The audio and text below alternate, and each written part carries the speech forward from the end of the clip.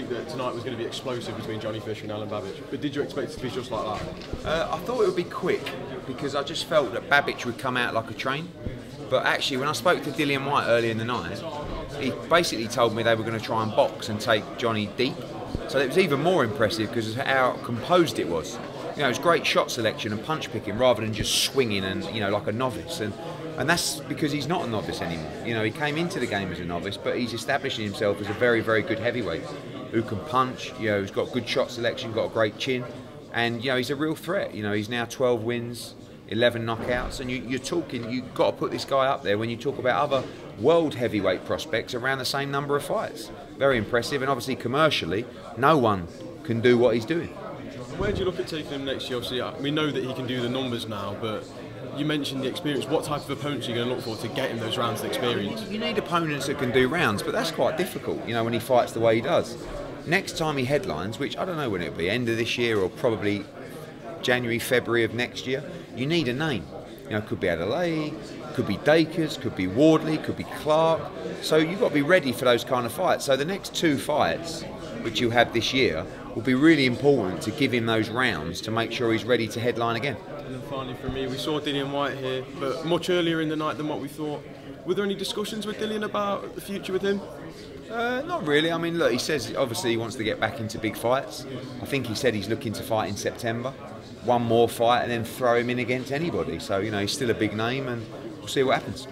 Hey, Pro Boxing fans, just talk to us about the stoppage. Did you feel like the ref stopped it at the right point? Well, unless you know, wanted to see terrible damage done to Alen Babic. I mean, he was completely gone.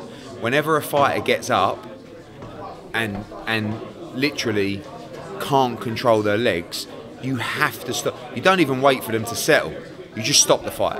Like, if you would have let that fight go on, it could have been a really, really nasty ending. And Alen Babic is a lovely man, and he's game as they come. Like, he'll always try and fight on, but the referee saved him from a horrific beating.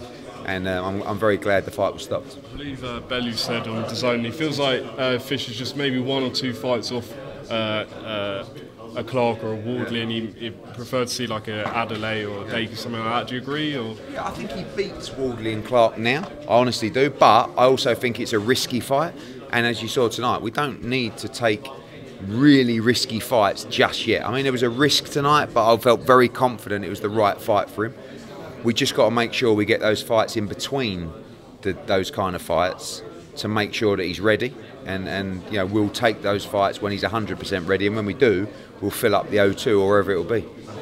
Finally for me next week, Jerome Boot Tennis against Avanesian. What can fans expect from that? Well, just, you know, a top 5 pound for pounder. You know, an incredible atmosphere in Philadelphia, and a star, you know, should have really been born. So reborn, if you like, or whatever he is in American boxing, and we're on an incredible run at the moment, especially in America, and next week's going to be really special. Eddie, were you, I mean, Alen Babic has brought in, it's meant to be a considerable step up for Johnny tonight. Were you expecting a little bit more from Babic for him to provide more of a test for Johnny? I knew that when Johnny landed clean, Babic would be in big trouble because Johnny's punching really hard at the moment.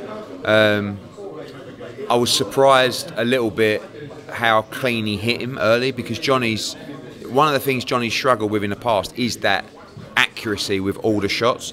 But everything was perfectly placed. You know, if the hands were here, it was around the top of the head. You know, when the hands came down, it was one through the middle. Sorry, and that was what impressed me the most. And you know, the thing is with Alen Babic is he's a small heavyweight, and when he gets hit hard by a big, strong heavyweight, he's not going to be able to live with it, and that's what you saw.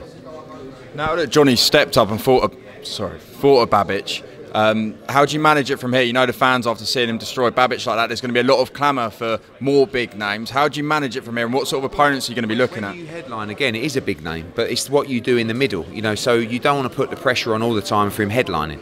So when he fights on the undercard, he doesn't need to be in a Wardley or a Clark or whatever. So that's really important now, that we use those fights to get the experience that he needs and the rounds in the bank. Just finally, Eddie, Anthony Joshua, a massive fight against Daniel Dubois, one that's really going to get the British fans excited. Is that really a bit of a, not a semi-final, but is the winner of that fight looking at potentially the winner of Usyk and Tyson Fury? Because the winner of the other fight can become undisputed by fighting them. Obviously, Usyk's already done that, but especially if it's Tyson Fury, makes the fight huge. But you know, the winner of AJ against Dubois, the natural fight is to fight the winner of Fury Usyk. Johnny F. Title Sports Network. Eddie, you mentioned Johnny Fisher and compared him to one Henry Cooper. Could you just expand on that? Yeah, it's actually Derek Chisora I had a conversation with. He said he reminds me a little bit, you know, the popularity of like old Henry Cooper. You know, sort of good stand-up little punch, you know, and obviously I never really like comparing people to greats, but the popularity of this young man is like something we've never seen before. I mean, that was his 12th fight tonight. You know, even AJ wasn't headlining in his 12th fight. Like, AJ headlined against Gary Cornish, I think it was his 15th, 14th fight, something like that.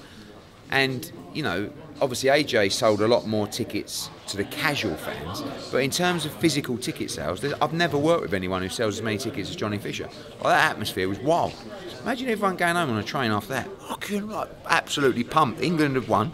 Johnny Fisher's won in 35 seconds, and they'll all be back. But we got to get it right with Johnny. There's no tearing rush, and there's definitely no need to make a mistake. Let's talk about your reaction to that England game as well. We all saw the reaction of the whole crowd, but it was a good atmosphere and actually a great night. Especially a penalty shootout. Yeah, exactly. To win on penalties, because we never win on penalties, and it's just we look really composed. We score all 5 penalties. The performance was much better than last time. Who's to say we can't get it dead right in the semis, or nearly dead right, and they're dead right in the final? Tough game against Holland, but I thought the boxing actually worked really well. I mean, we were very lucky with some of the fights, like they went points when we thought they wouldn't go points and stuff like that. But I'm not saying we'll do it again, but actually got away with it and it was good fun. Yeah, one more thing from me. Fraser Clark, Fabio Wardley, you've mentioned those names and you said you think Johnny could beat them. Yeah. What about Johnny's style do you think is better than theirs? I just think Johnny has a better engine. I think he punches really hard. I mean, he punches harder than Fraser Clark, in my opinion. Fabio's a sharp shooter, but that fight will take a lot out of both men, particularly Fabio Wardley. And I'm not saying it's like they're 50-50 fights, but I just think he can beat them. But when we take that fight, they won't be 50-50 fights. That's the plan.